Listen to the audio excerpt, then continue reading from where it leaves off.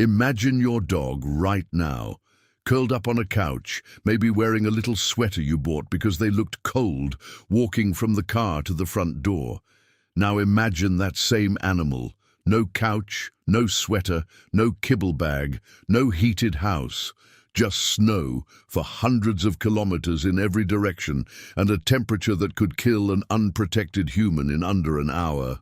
That was the world the first dogs were born into.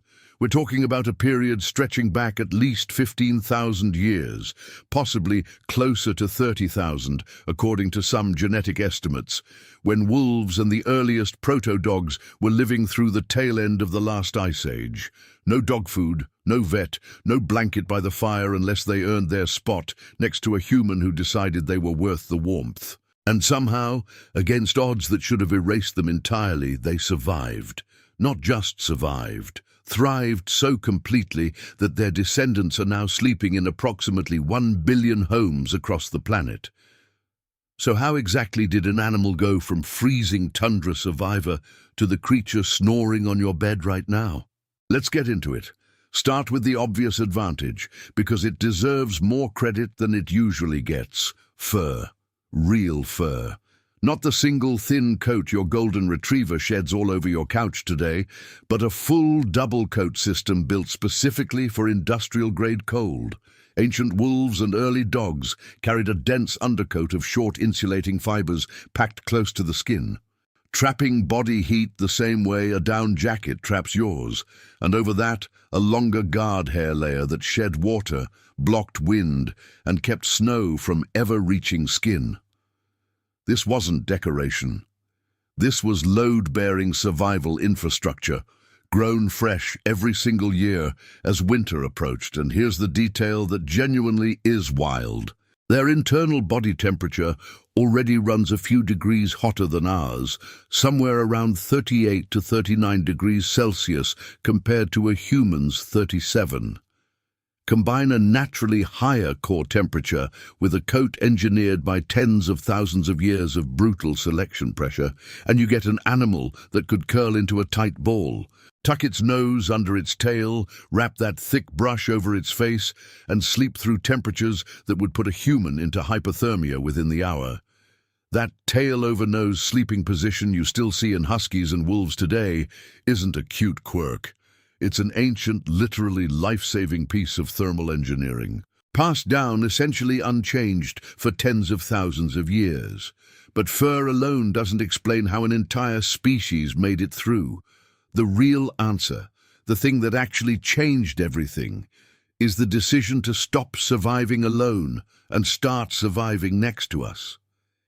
Here's where the story gets genuinely strange, because nobody fully agrees on exactly how it happened. The leading theory goes something like this. Ice Age humans were doing exactly what we talked about with mammoth hunts in the original story of human winter survival, killing large animals and processing them at camp. That process left scraps. Bones with marrow still in them, organs nobody wanted, fat trimmings, the parts of a carcass that weren't worth carrying back. Wolves, who are not stupid animals, noticed that human camps were basically free all-you-can-eat buffets that required zero hunting effort and far less risk than chasing down a bison. The boldest wolves, the ones with slightly less fear of approaching firelight and human voices, started hanging at the edges of camps. And this is the part that should blow your mind a little. Researchers studying domestication believe the wolves that succeeded at this weren't the strongest or most aggressive ones. They were the calmest, the ones whose stress hormones didn't spike into a snarling fight-or-flight panic every time a human walked within 30 meters. Calmness, not strength, was the trait that got rewarded with survival, generation after generation, in conditions where every wasted calorie-chasing prey could be the difference between living and starving through February. This is natural selection running in real time, except the selecting pressure wasn't the harsh tundra anymore. It was us. Once that relationship started, it solved problems for both species simultaneously, and this is genuinely the part people underestimate the most. Wolves and early dogs had something humans desperately needed in an Ice Age winter. A nose that could detect a reindeer herd from kilometers away, and ears that could hear a cave bear shifting in its den before any human noticed a thing.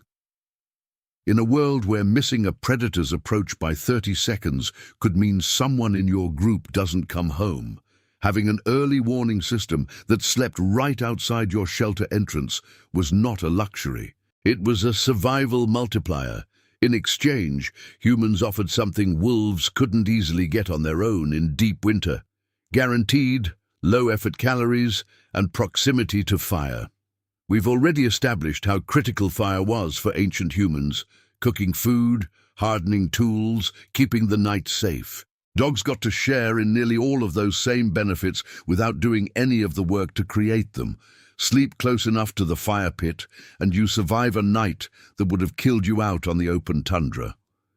That single fact, access to controlled fire, may be one of the most underrated reasons early dogs outsurvived wolves who stayed fully wild. Then there's the shelter question, and this connects directly to those incredible mammoth bone structures we know ancient humans were building. Archaeological sites containing these bone dwellings have also turned up dog and wolf remains buried inside or right alongside the human occupants, not as prey, not as discarded scraps, but in positions suggesting deliberate, careful burial. At a site in the Czech Republic, dated to roughly 26,000 years ago, researchers identified a fully domesticated-looking dog skull with a bone deliberately placed in its mouth after death, a detail that strongly suggests ritual, meaning, and a relationship that went well beyond simple usefulness. These weren't animals being tolerated at the edge of the firelight. These were members of the group. Let's talk about the hunting itself, because this is where the partnership turned into something that fundamentally reshaped how ancient humans got their food. A solo human hunter trying to bring down a reindeer in waist-deep snow is working against serious odds. A human hunting alongside 2 or 3 dogs is working a completely different equation. Dogs could track scent trails buried under fresh snowfall that a human nose would never detect. They could chase prey into exhaustion across terrain a human couldn't sprint through, then hold the animal at bay with aggressive barking and nipping until the hunters arrived to make the kill. This single tactical advantage may have meaningfully increased the caloric return on every single hunting trip during the most dangerous months of the year, when the difference between a successful hunt and an empty one could decide whether a family made it to spring. And once that mammoth or reindeer was down, dogs earned their keep again, this time as cleanup specialists nobody else wanted to be. The organs, the bones humans had already stripped of meat and marrow, the parts considered waste by human standards, but absolutely loaded with calories and nutrients by canine ones. Nothing was wasted, because in an Ice Age winter, nothing could afford to be, and dogs became the final stage of an incredibly efficient resource loop. Humans got meat, dogs got everything left on the carcass. Almost nothing returned to the snow uneaten. There's also a side of this partnership that's easy to overlook entirely: warmth itself as a literal physical resource. Indigenous communities in extremely cold climates have long used an expression that almost certainly has roots reaching back into this exact era: a 3-dog night.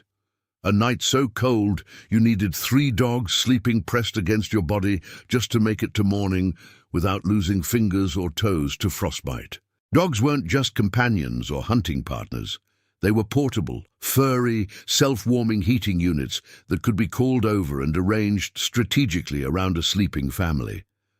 A dog's resting body temperature, remember, running hotter than a human's, made every single one of them a small, breathing space heater with a heartbeat. This is also almost certainly where selective breeding, even in its most primitive and unintentional form, began. Humans noticed which wolf pups grew into the calmest adults, the best hunters, the most reliable guards against approaching predators, the warmest sleeping companions. Those individuals got fed more reliably, protected more carefully, and allowed to breed near camp generation after generation, while the more aggressive, harder-to-manage wolves drifted back toward the wild or simply weren't tolerated as closely. Over thousands of years, this completely reshaped the animal at a genetic level. Skulls grew slightly smaller relative to body size. Jaws grew shorter, temperaments grew calmer. Coat patterns and colors began to diversify in ways wild wolf populations never show naturally. This is domestication in its earliest, slowest, most patient form, happening one cold winter and one surviving litter at a time. Genetics backs this up in a way that's honestly remarkable. Studies comparing ancient dog DNA to modern wolf populations suggest the split between the lineage that became dogs and the lineage that stayed wolves happened sometime between 15 and 40,000 years ago, squarely within the window of Ice Age conditions we've been describing throughout this entire story. The timing isn't a coincidence. The brutal selective pressure of glacial winters is very likely what accelerated the entire process. Easy environments don't force rapid adaptation. Desperate ones do. Communication evolved fast too, and faster than most people realize.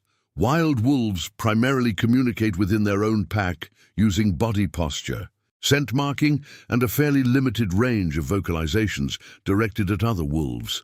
But dogs that spent generations living in close, constant contact with humans developed something genuinely new, an expanded ability to read human faces, follow human pointing gestures, and interpret human emotional tone. Skills that wild wolves, even ones raised by humans from birth in modern experiments, consistently struggle to pick up no matter how much exposure they get. This wasn't taught directly. It was selected for, generation after generation, because the dogs who could read a human's mood, who could sense tension before a confrontation, or excitement before a hunt, integrated into the group more successfully and survived to pass on that same heightened sensitivity to their own offspring. Just like the human story we explored before this one, none of this worked as a solo endeavor. The dogs that made it through Ice Age winters weren't lone wolves in the dramatic, cinematic sense people love to imagine. They were animals that had figured out, the exact same way humans had, that survival is fundamentally a group project. A dog, isolated from both its own kind and from humans during a glacial winter, was a dog with drastically reduced odds of seeing spring. A dog embedded in a multi-species support system. Fire, food scraps, body heat, mutual protection, shared hunting, mutual burial in death was a dog with a real shot. We traded all of that mutual hard-won survival partnership for kibble delivered to our door, heated dog beds, and tiny raincoats with little hoods, and somehow the bond at the center of it, the same one that helped both species survive temperatures that should have erased us, never actually went anywhere. It just got cozier.